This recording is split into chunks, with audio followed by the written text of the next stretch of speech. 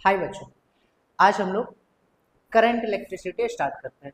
ठीक है, मैं आपको करंट इलेक्ट्रिसिटी स्टार्ट करूं तो इसको मैं बेहतर समझा पाऊंगा यदि आपको उससे पहले मैं इलेक्ट्रिक चार्ज के बारे में बता पाऊँ। ठीक है, तो आप पहले इलेक्ट्रिक चार्ज को समझिए कि इलेक्ट्रिक चार्ज है क्या, फिर तो करंट इलेक्ट्रिसिटी पर हम लोग आ ही जाएंगे। इलेक्ट्रिक चार्ज किसी भी मैटर का फंडामेंटल प्रॉपर्टीज है। Just like mass. मास क्या है? किसी भी मैटर का, किसी भी ऑब्जेक्ट का फंडामेंटल प्रॉपर्टीज है। तो आप चार्ज को भी, इलेक्ट्रिक चार्ज को भी फंडामेंटल प्रॉपर्टीज ऑफ मैटर कह सकते हैं। इलेक्ट्रिक चार्ज एक स्केलर क्वांटिटी है, ठीक है, और इसका एसआई यूनिट जो है कूलम है। एक बात ध्यान दीजिए, आप ये जानते हैं, एटम को जान रहे हैं। थोड़ा सा मैं आपको आगे लेके चलता हूँ। इसमें एक एटम लीजिए आप, ये मान लीजिए न्यूक्लियस है जिसमें आपके न्यूट्रॉन और प्रोटॉन होंगे। मान लीजिए एटम के कई सारे ऑर्बिट तो है ही, हर ऑर्बिट में इलेक्ट्रॉन रहेगा। मान लीजिए एक इलेक्ट्रॉन यहाँ है, ठीक है, तो इस प्रोटॉन और इलेक्ट्रॉन के बीच में जो फोर्स लग रहा है, इस फोर्स को आप इलेक्ट्रोस्टैटिक फोर्स बोलेंगे। इस फोर्स को आप इलेक्ट्रोस्टैटिक फोर्स बोलेंगे बच्चों, इलेक्ट्रोस्टैटिक फोर्स बोलना पड़ेगा। ठीक है, इलेक्ट्रोस्टैटिक फोर्स के कारण ही एटम इलेक्ट्रॉन पर, जो इलेक्ट्रॉन सर्कुलर मोशन कर रहा है, तो कोई भी ऑब्जेक्ट सर्कुलर मोशन करेगा तो सेंट्रीपिटल फोर्स चाहिए। वह सेंट्रीपिटल फोर्स इसको कहाँ से मिल रहा है? इलेक्ट्रोस्टैटिक फोर्स से मिल रहा है। आप इस चीज को ध्यान दीजिए। जैसे एक बात मैं आपको बताऊं, देखिए इसका फॉर्मूला हो जाएगा 1/4πε0 Q1 Q2/r²। आप मान लीजिए दो चार्ज पार्टिकल्स हैं, एक इलेक्ट्रॉन है और एक प्रोटॉन है। तो एक चार्ज पार्टिकल्स के ऊपर चार्ज का वैल्यू Q1 रख लीजिए, दूसरे चार्ज पार्टिकल्स के ऊपर चार्ज का वैल्यू Q2 रख लीजिए, और इसके बीच का जो डिस्टेंस है उसको आप क्या रखिए? R रखिए। ये जो है कूलम्ब कांस्टेंट है, ये सारे टॉपिक कांस्टेंट है, तो इस पर अभी इतना ध्यान नहीं देना। लेकिन फिलहाल एक चीज जो मैं समझाने का प्रयास कर रहा हूं आपको, कि आप यह जान लीजिए कि इसके बीच जो फोर्स लग रहा है वह डिस्टेंस के स्क्वायर के इनवर्सली प्रोपोर्शनल है। यानी यह जो फोर्स लग रहा है इलेक्ट्रोस्टैटिक फोर्स, यह डिस्टेंस के स्क्वायर के इनवर्सली प्रोपोर्शनल है। यानी मैं आपसे कहूं तो आप लोग केमिस्ट्री में इस बात को जान गए होंगे कि ऐसे चार्ज्ड पार्टिकल्स जो कि न्यूक्लियस से ज़्यादा दूर है, उस इलेक्ट्रॉन को एटम से बाहर निकालना क्या होगा? आसान होगा। मतलब बहुत ज़्यादा एनर्जी की नीड नहीं होगी, कम एनर्जी दे करके भी आप उस इलेक्ट्रॉन को एटम से बाहर निकाल सकते हैं। चलिए इस बात को मैं समझाऊं आपको। तो दो हमारे पास मान लीजिए ऑब्जेक्ट है, दो ऑब्जेक्ट में आप मान लो एक ऑब्जेक्ट आपका ए है, दूसरा एक ऑब्जेक्ट आपका बी है, सपोज करो। ठीक है, इस दोनों ऑब्जेक्ट के बीच आप फ्रिक्शन करवा रहे हो। ठीक है, इस दोनों ऑब्जेक्ट के बीच आप क्या करा रहे हो? फ्रिक्शन करवाया आपने। तो आप ध्यान दीजिए कि फ्रिक्शन कराने से क्या होगा? इलेक्ट्रॉन को एनर्जी मिलेगा। सपोज कीजिए ए का इलेक्ट्रॉन वीकली बॉन्डेड है कंपैरेटिव टू बी के इलेक्ट्रॉन, तो ए क्या करेगा? एक इलेक्ट्रॉन को लूज करेगा। एक बात ध्यान रखिए, यदि जनरली बात करूं, कोई भी ऑब्जेक्ट यदि अनचार्ज है, मैं यहाँ इसको हटा लेता हूँ, 1 मिनट आप ध्यान दे लीजिए इसको। देखिए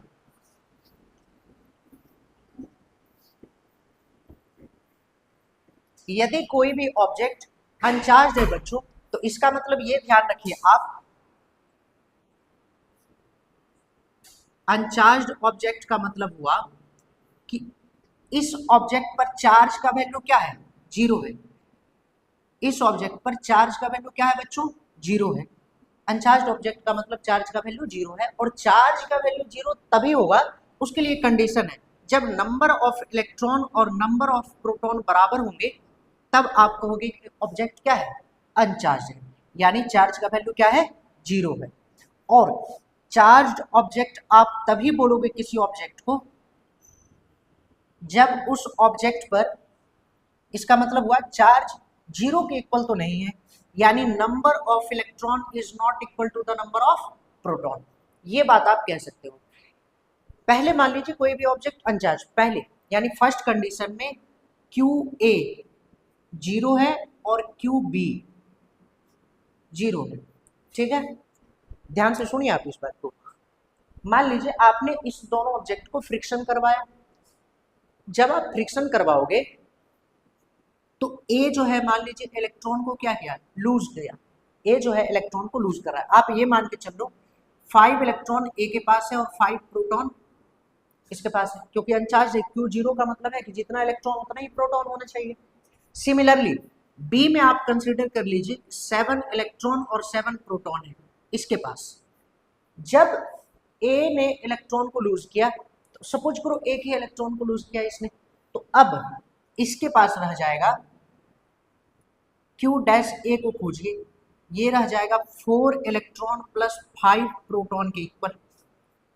और बी की बात कीजिए तो क्यू डैश बी का वैल्यू क्या रह जाएगा, आपके पास ये हो जाएगा 8 इलेक्ट्रॉन प्लस 7 प्रोटॉन रह जाएंगे।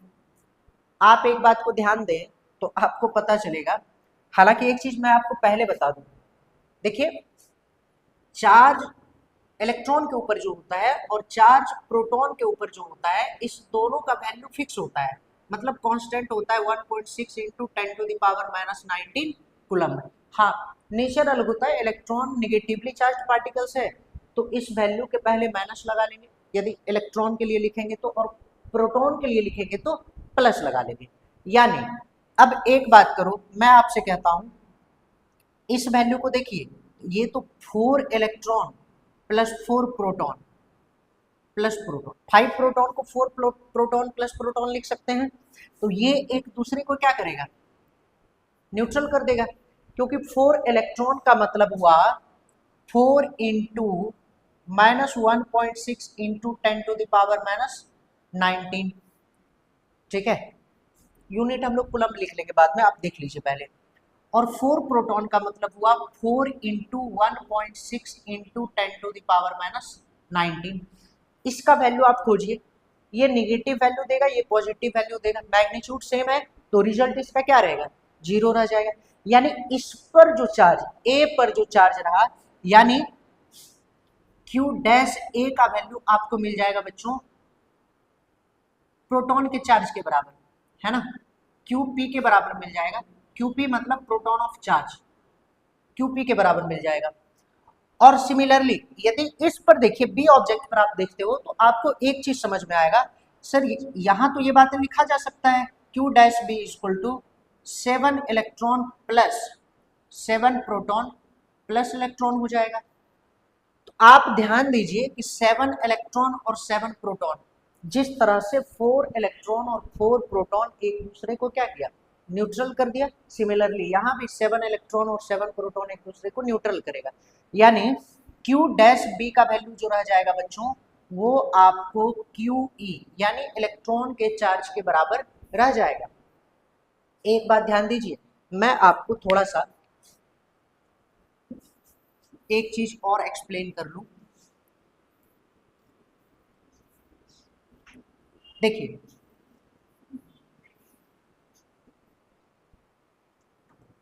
आप देखो बच्चों, ये चीजें तो आपने समझा, कुल मिलाकर के एक चीज जान लीजिए, क्यू ई जिसको आप सिंपली ई भी कह सकते हैं, एक इलेक्ट्रॉन के चार्ज को आप स्मॉल ई से भी रिप्रेजेंट कर सकते हैं, स्मॉल ई से ही रिप्रेजेंट करना चाहिए जनरली। तो इसको आप बोलते हो बेसिक चार्ज कह सकते हो, इसी को आप एलिमेंट्री चार्ज भी कहते हो।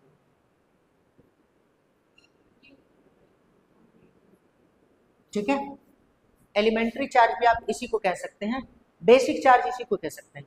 इसका वैल्यू फिक्स है बच्चों, ये याद रखना पड़ेगा आपको, 1.6 इंटू 10⁻⁻19 कूलम। नेगेटिव लगा लीजिए इलेक्ट्रॉन के लिए लिख रहे हैं तो, और प्रोटॉन क्यूपी मतलब चार्ज ऑफ प्रोटॉन, इसका वैल्यू +1.6 इंटू 10⁻⁻19 रखना पड़ेगा आपको। ये चीजें आपके ध्यान में रहना चाहिए। तो आपने देखा इलेक्ट्रॉन और प्रोटॉन का चार्ज। एक बात हमें आप बता दो, जो इलेक्ट्रॉन को लूज कर रहा है, जैसे मान लीजिए कि क्यू ए की बात कीजिए, इस ऑब्जेक्ट को मैं दोबारा एक बार बना करके दिखाऊं दूसरी कंडीशन में, ये हमारा ए रहा था, ये बी था। तो आपने इलेक्ट्रॉन को लूज करने के बाद देखा कि इस पर जो चार्ज है वो हमारा Q डैश ए का जो वैल्यू मिला था हमें, कितना मिला था, एक प्रोटॉन के चार्ज के बराबर, यानी +1.6 इंटू 10⁻⁻19 कूलम रह जाएगा। सिमिलरली Q डैश बी की बात करो आप, यहाँ पर आपके QE एक इलेक्ट्रॉन के चार्ज के बराबर वैल्यू बचा, तो आप इसको लिख सकते हैं -1.6 इंटू 10⁻⁻19 कूलम। तो बच्चों ये चीजें आपको समझ में आना चाहिए, ठीक है। तो आप यह देख रहे हैं, जो ऑब्जेक्ट इलेक्ट्रॉन को लूज कर रहा है वह पॉजिटिवली चार्ज हो रहा है, और जो ऑब्जेक्ट इलेक्ट्रॉन को गेन कर रहा है वह निगेटिवली चार्ज है। तो एक बात तो आप कह सकते हो, पॉजिटिवली चार्ज होने के लिए आपने क्या देखा, पॉजिटिवली चार्ज होने का मतलब हुआ बच्चों, देखिए आप एक बात ध्यान में रखें, पॉजिटिवली चार्ज होने का मतलब क्या हुआ कि number of electron is less than the number of proton. यदि ये कंडीशन है तो फिर आप कह सकते हो ऑब्जेक्ट आपका पॉजिटिवली चार्ज है। मैं यहीं पर लिख दे रहा हूं, ऑब्जेक्ट जो है आपका पॉजिटिवली चार्ज है, ठीक है। और यदि निगेटिवली चार्ज ऑब्जेक्ट है तो आप कह सकते हैं number of electron is greater than the number of proton. इतनी बातें आपको ध्यान में रखना होगा। देखिए बच्चों, चार्ज ऑब्जेक्ट के बीच फोर्स लगता है, चार्ज ऑब्जेक्ट के बीच जो फोर्स लगता है इलेक्ट्रोस्टैटिक फोर्स कहते हैं। यदि सेम नेचर का चार्ज है, यदि सेम नेचर के चार्ज की बात करें, सेम नेचर का मतलब हो गया, आप इसी को लाइक चार्ज बोलते हो, इसी को आप बोलते हो लाइक चार्ज। आप ध्यान दीजिए, लाइक चार्ज आपने कहा, लाइक चार्ज का मतलब हो गया या तो आपके पास दोनों चार्ज प्लस प्लस है, या फिर दो चार्ज ऑब्जेक्ट में दोनों निगेटिवली चार्ज ऑब्जेक्ट है। तो इस कंडीशन में जो फोर्स लगेगा आप इसको कहेंगे रिपल्सन फोर्स लगेगा। इस कंडीशन में जो फोर्स लग रहा है इसको क्या बोलोगे आप, रिपल्सिव फोर्स लगेगा, रिपल्सन फोर्स लगेगा। मैं यहां से इसको इरेज कर रहा हूं।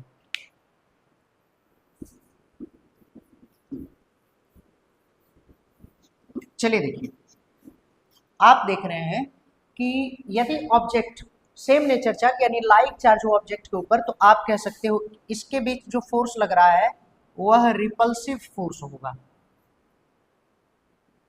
और यदि यहीं पर मान लीजिए अपोजिट नेचर का चार्ज हो, या आप डायरेक्टली अनलाइक चार्ज कह सकते हो इसको, अनलाइक चार्ज मतलब एक ऑब्जेक्ट पॉजिटिवली चार्ज है, दूसरा निगेटिवली चार्ज है, ठीक है। तो इसके बीच जो इलेक्ट्रोस्टैटिक फोर्स लगने वाला है वह अट्रैक्टिव फोर्स होगा। तो ये बातें आपको ध्यान रखना है। सेम नेचर छोड़िए, लाइक चार्ज यदि है तो लाइक चार्ज का मतलब ये मान लीजिए, इसको यहीं पे लिख दिया जाए, सामने ज्यादा ठीक रहेगा, या तो दोनों चार्ज पॉजिटिवली हो या दोनों ऑब्जेक्ट निगेटिवली चार्ज हो, ठीक है, या दोनों ऑब्जेक्ट निगेटिवली चार्ज हो। इस कंडीशन में आप इसको लाइक चार्ज बोलेंगे, इसके बीच जो फोर्स लग रहा है आप उसको रिपल्सिव फोर्स बोलेंगे, और अनलाइक चार्ज के बीच लगने वाले फोर्स को आप अट्रैक्टिव फोर्स बोल रहे हैं।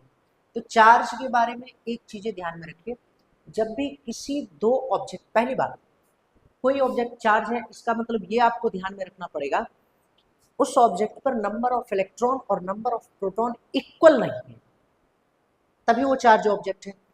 यदि ऑब्जेक्ट अनचार्ज है इसका मतलब नंबर ऑफ इलेक्ट्रॉन और नंबर ऑफ प्रोटॉन क्या है, बराबर है, ठीक है। एक बात ध्यान में रखें, किसी भी ऑब्जेक्ट को, मान लीजिए कोई दो ऑब्जेक्ट है, उसको चार्ज करने के मेथड हमारे पास तो है ना, चार्ज करने के लिए हम कई सारे मेथड यूज करते हैं अभी, लेकिन ट्रेडिशनल मेथड जो हमारे पास है, जो सबसे पहले हम लोग यूज किया करते थे, फ्रिक्शन मेथड था हमारे पास। किसी दो ऑब्जेक्ट को आपस में लेकर के फ्रिक्शन करवाएं और एक ऑब्जेक्ट उसमें क्या हो जाता था, चार्ज हो जाता था, ठीक है। तो ये चार्ज का कॉन्सेप्ट है बच्चों। इसी में एक चीज और आता है, हालांकि चार्ज की कई प्रॉपर्टीज भी है, लेकिन मैं अभी चार्ज की जिस प्रॉपर्टीज की चर्चा कर रहा हूँ आपके सामने, क्वांटाइजेशन ऑफ चार्ज, आप एक बार इसको देख लो, ठीक है। देखिए क्वांटाइजेशन ऑफ चार्ज में बच्चों एक चीज आपको ध्यान में रखना पड़ जाएगा कि क्वांटाइजेशन ऑफ चार्ज एक प्रॉपर्टी है चार्ज का, लेकिन देखिए आप ये ध्यान में रख लीजिए कि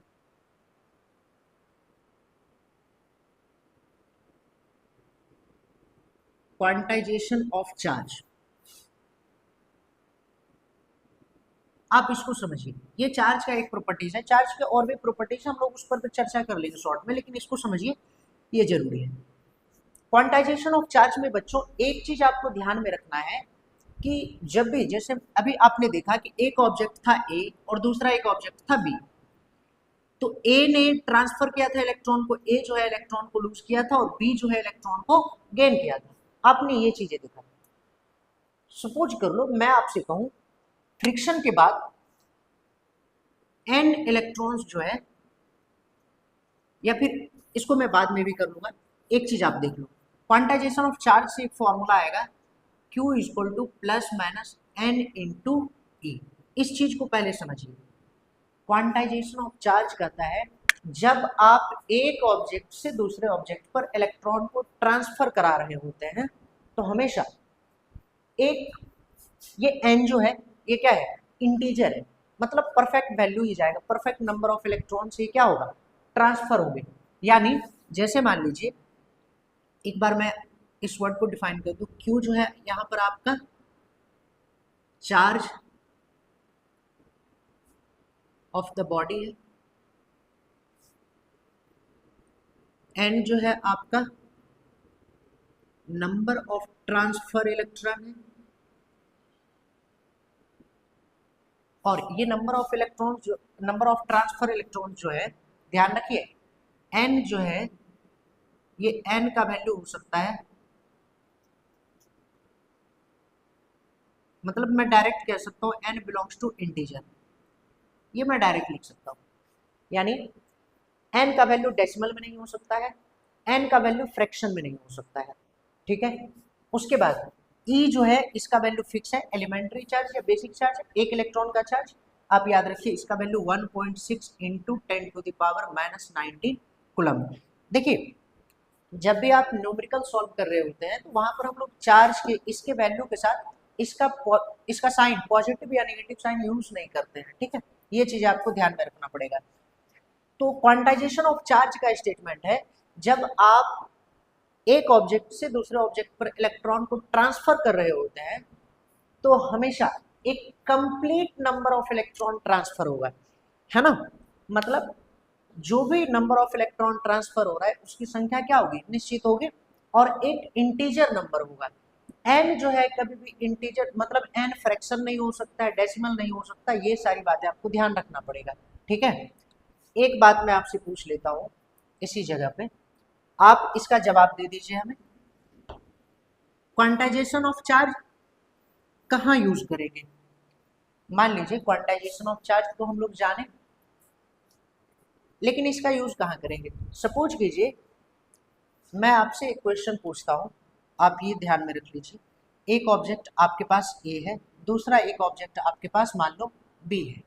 सपोज करो आप कि ए से बी पर मान लीजिए इलेक्ट्रॉन का ट्रांसफर हुआ। मैं आपसे ये नहीं कह रहा हूँ कि किसने इलेक्ट्रॉन को लूज किया, किसने गेन किया, ये भी नहीं कह रहा हूँ, मैं सिर्फ कहता हूँ इसके बीच इलेक्ट्रॉन का ट्रांसफर हुआ, फ्रिक्शन के कारण इलेक्ट्रॉन ट्रांसफर हुआ होगा। मान लीजिए बी पर जो है चार्ज यानी क्यू बी का जो वैल्यू है ये 1 कूलम है, क्यू बी का वैल्यू ऐसे मान लीजिए -1 कूलम है।